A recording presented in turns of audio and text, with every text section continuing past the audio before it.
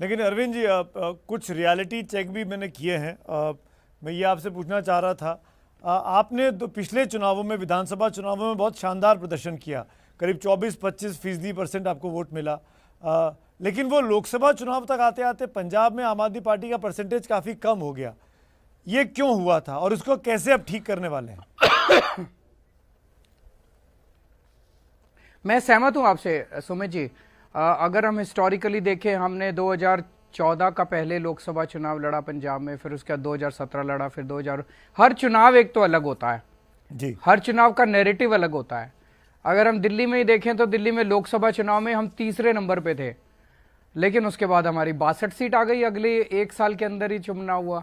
तो पिछले लोकसभा चुनाव में पंजाब में हमारा क्या प्रदर्शन रहा, इसका इस वक्त होने वाले विधानसभा चुनाव से दूर दूर तक कोई लेना देना नहीं है।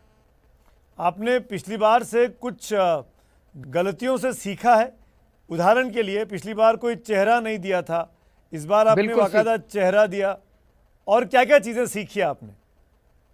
खैर, हमने कई गलतियां की थी पिछली बार सुमित जी, ये तो मैं सहमत हूं, और नई पार्टी है, सीख रहे हैं हम लोग भी।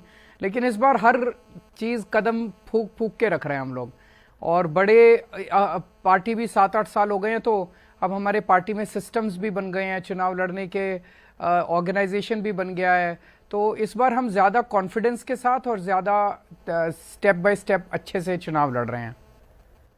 तो क्या इसीलिए भगवंत मान जी का चेहरा दिया गया, उसी सीख को समझते हुए, एक सिख चेहरा, पंजाब का चेहरा?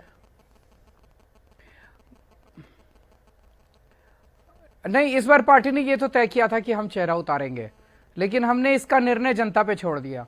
हमने पोलिंग कराई, 1 हफ्ते तक पोलिंग चली। उस पोलिंग में हमने चॉइस भी नहीं दी थी कि भाई आप इसमें से चुनो, उसमें से चुनो।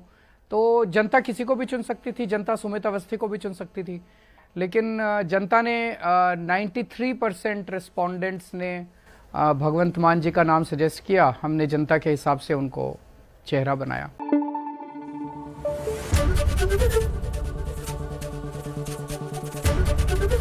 एबीपी न्यूज आपको रखे आगे।